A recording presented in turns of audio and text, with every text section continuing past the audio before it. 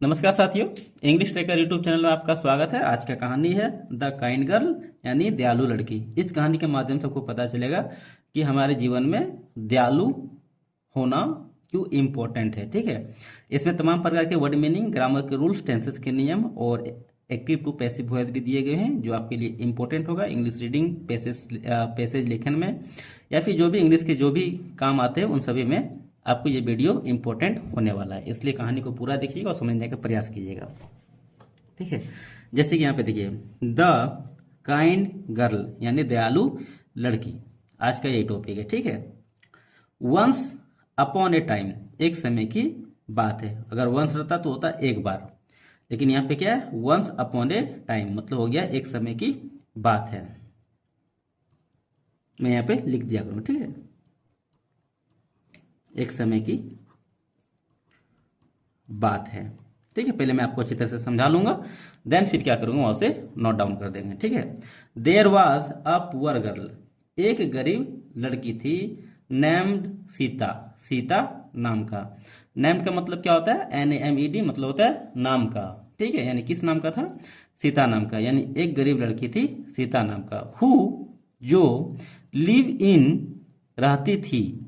Live मतलब होता है रहना, लिव का यहाँ पे सेकेंड फॉर्म का यूज किया गया, लिव्ड मतलब हो गया रहती थी। इन अ स्मॉल विलेज, एक छोटे से गांव में। यानी एक समय की बात है, एक गरीब लड़की, ठीक है, थी सीता नाम का, जो रहती थी एक छोटे से गांव में। बात समझ में आई है। यहाँ पे देयर का कोई यूज नहीं होता, ये सब्जेक्ट के लिए यूज होता है। ठीक है, वाज का मतलब हो गया था, पूरा मतलब होता है गरीब, गर्ल मतलब होता है लड़की, जानते ही हैं। इसका मतलब मैंने बताया नाम का। ठीक है, किस नाम का, सीता। और हु का मतलब क्या होता है, जो, LIV। लिव मतलब क्या होता है, रहना। लिव का यहाँ पे सेकेंड फॉर्म का यूज किया गया, लिव्ड मतलब रहता था। और थर्ड फॉर्म भी सेम होता है, यानी लिव, लिव्ड, लिव्ड। ठीक है, इन मतलब में हो गया अ स्मॉल विलेज मतलब एक छोटा सा गांव, छोटा गांव। बताइए आपको यहाँ से यहाँ तक समझ में आया कि नहीं। अगर समझ में आया तो वीडियो को लाइक कीजिए और चैनल को सब्सक्राइब जरूर कीजिएगा। ठीक है, she loved with her old grandmother है यहाँ पे। ठीक है, वह प्यार करते थी, विथ मतलब हो गया साथ, हर ओल्ड ग्रैंड मदर यानी अपने बूढ़े दादी जी। ग्रैंड मदर मतलब होता है दादी जी, और ग्रैंड फादर का मतलब होते हैं दादाजी।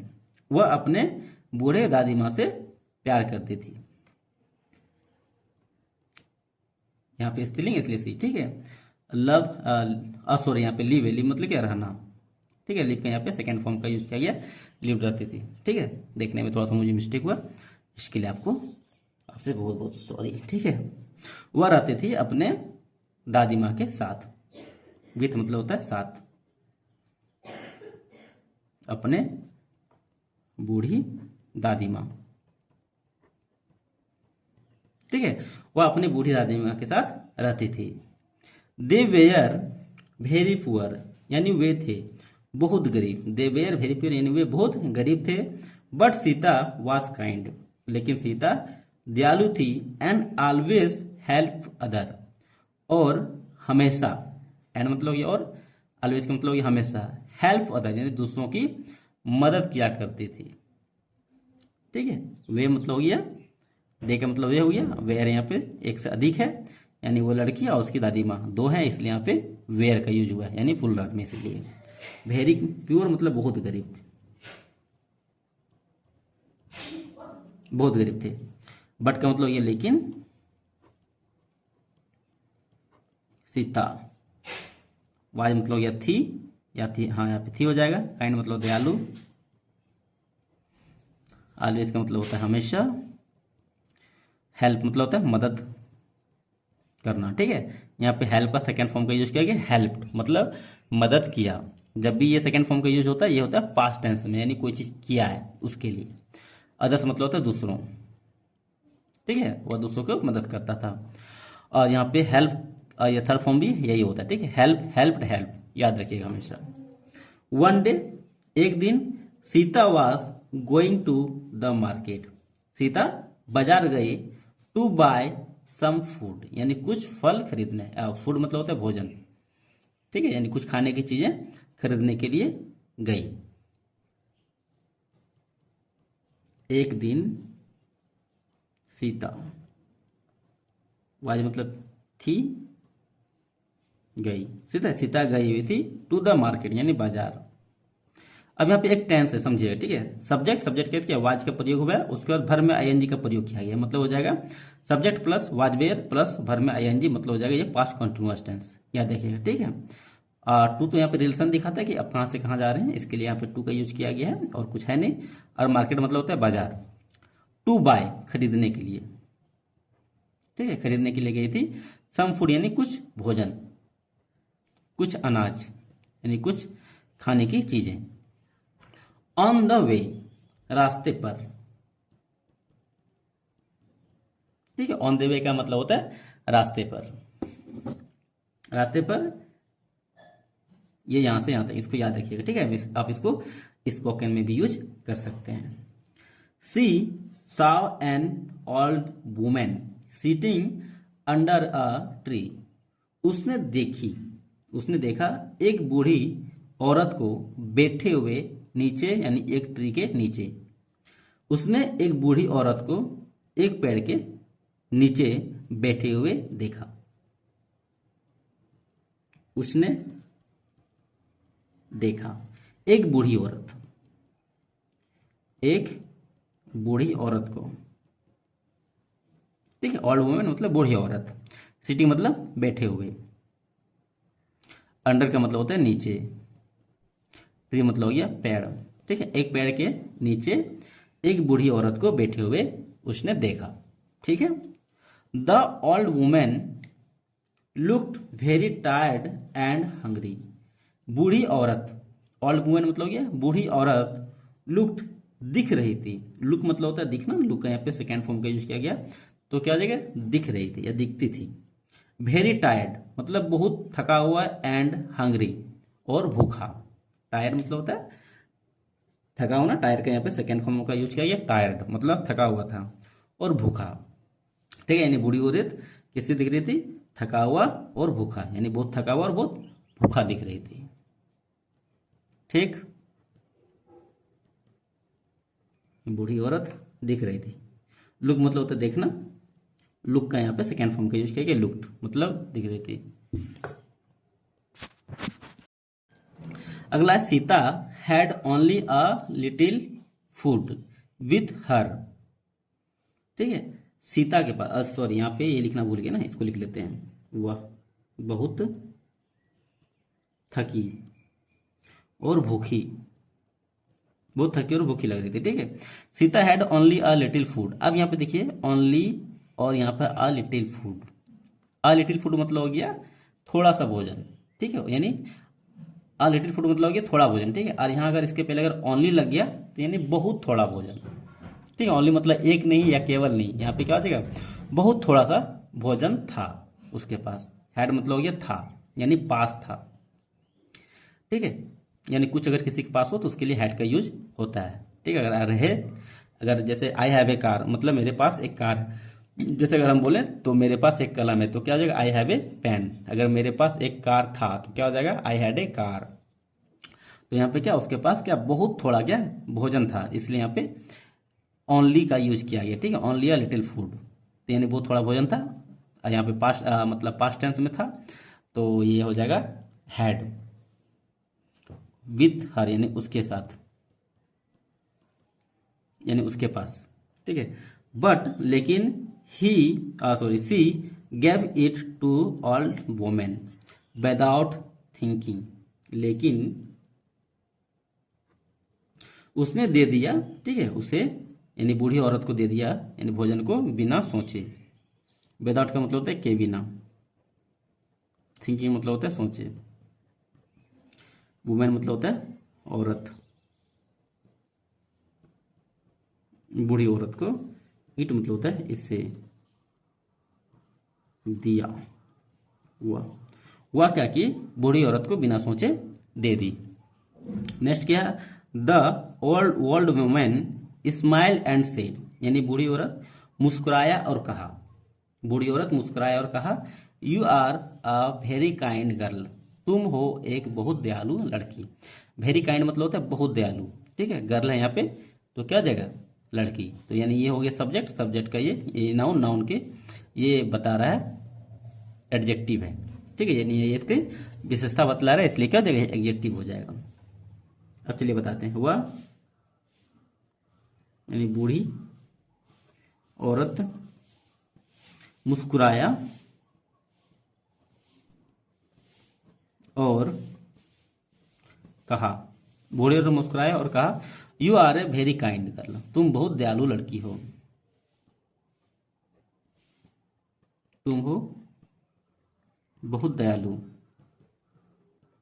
लड़की, तुम बहुत दयालु लड़की हो।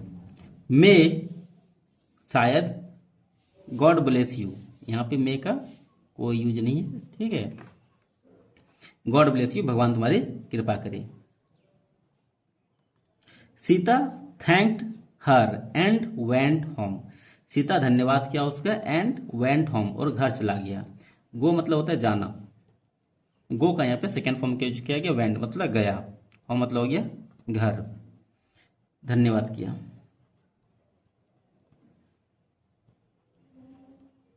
ठीक है, सीता उसका धन्यवाद किया और घर चला गया। नेक्स्ट डे, अगले दिन Sita went to the forest, Sita जंगल गया टू कलेक्ट फायरवुड, यानी जलावन की लकड़ी को इकट्ठा करने के लिए। कलेक्ट मतलब होता है इकट्ठा करना, फायरवुड मतलब होता है लकड़ी, यानी जो जलावन की लकड़ी है, सूखी लकड़ी है, उसको इकट्ठा करने के लिए, ठीक है। सीता गया जंगल, सीता जंगल गया जलावन की लकड़ी को इकट्ठा करने के लिए। सडनली अचानक he found a small box near a tree, अचानक उसने या फिर अचानक उसे मिला, फाउंड मतलब होता है पाया, मिला, उसके लिए फाउंड का यूज करते हैं, ठीक है। एक छोटा सा बक्सा, यानी पेड़ के नजदीक, स्मॉल बॉक्स मतलब ये छोटा बक्सा, नियर मतलब हो गया पास, पेड़, ठीक है। पेड़ के पास एक छोटा बक्सा उसे मिला। सडनली मतलब क्या बोले थे, अचानक। सी ओपन इट, उसने इसे खोला, उसने इसे खोला, यानी वह क्या किया, खोला इसे। इट का प्रयोग किसके लिए हुआ है, बॉक्स के यूज के लिए हुआ है, ठीक है। वह उसने खोली, ठीक है। And saw some gold coin inside, और उसने देखा कुछ सोने के सिक्के, सोने के सिक्के। इनसाइड मतलब होता है के अंदर, और कुछ सोने के सिक्के अंदर देखा। ही saw सरप्राइज, सॉरी यहाँ पे वाज है, ही वाज सरप्राइज, वह आश्चर्यचकित था, वह आश्चर्यचकित था। But she did not take the box home, लेकिन वह डिड नॉट नहीं लिया, ठीक है। टेक मतलब होता है ले जाना, द बॉक्स होम, यानी वह बॉक्स को घर लेके नहीं गया। ही थॉट, उसने सोचा, the box most belongs to someone, यानी यह बक्सा किसी और का होगा। समवन मतलब होता है किसी और, ठीक है, किसी और का होगा बक्सा। होम मतलब होता है घर। वह सोचा, थिंक मतलब होता है सोचना, थिंक का सोचना। थिंक का यहाँ पे सेकेंड फॉर्म का यूज किया गया है, थॉट मतलब सोचा, कि बक्सा क्या है, निश्चित रूप से या फिर निश्चित ही किसी और से होगा, यानी ये बिलोंग्स मतलब होता है संबंधित, ठीक है। यानी बक्सा किसी और का होगा, ये वो सोचा। She took the box to the village, वह उठाया बक्से को और गांव ले गया, यानी गांव हेड, यानी विलेज हेड मतलब होता है गांव का मुखिया, गांव का प्रमुख, जिसको मुखिया बोलते हैं, ठीक है। वह बक्सा उठाया,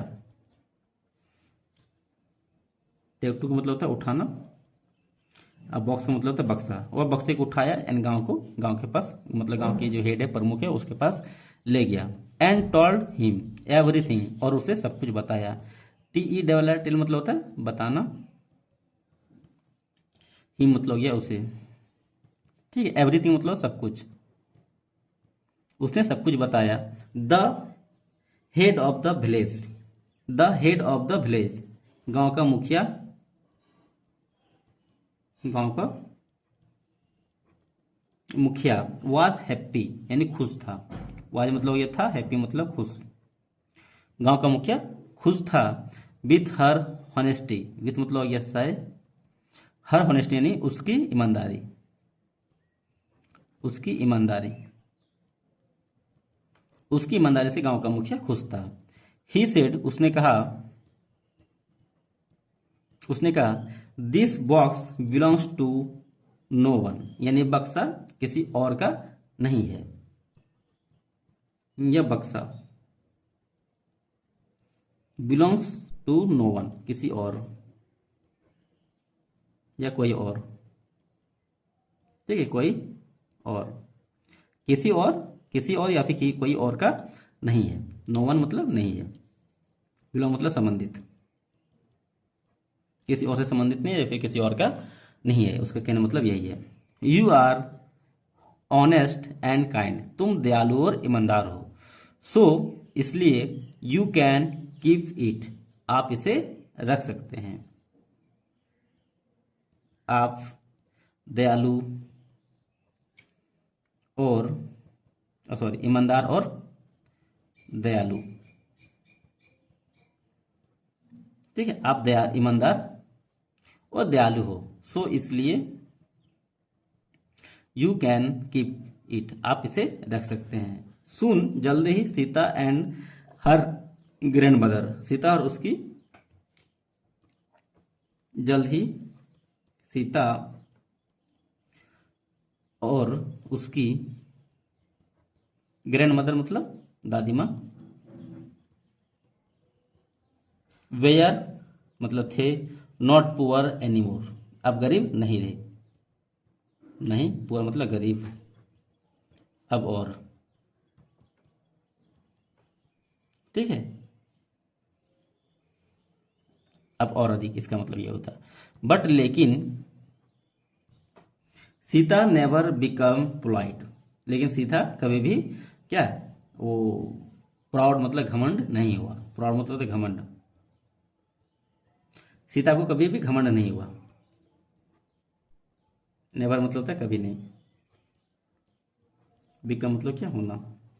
सीता को कभी भी घमंड नहीं हुआ। सी ऑलवेज हेल्प अदर, वह हमेशा मदद करता था दूसरों को। एज बिफोर मतलब पहले, उसके बोलने से पहले ही वह हमेशा मदद करता था दूसरों को। एज बिफोर मतलब बोलने से ऐसे पहले ही, ठीक है। अब देखिए यहाँ पे, everyone in the village loved her very much, गांव के हर लोग, ठीक है, उसे प्यार करते थे बहुत अधिक, यानी हर कोई, गांव में हर कोई लव प्यार करते थे उसे बहुत अधिक, बहुत अधिक प्यार करते थे। अब मोरल द स्टोरी देखे तो क्या आ जाएगा, kindness and honesty always bring reward, यानी ईमानदारी, ईमानदारी और काइंडनेस मतलब दयालुता हमेशा ब्रिंग लाती है क्या, पुरस्कार। दयालुता और ईमानदारी, ईमानदारी हमेशा लाती है पुरस्कार, या फिर पुरस्कार दिलाती है।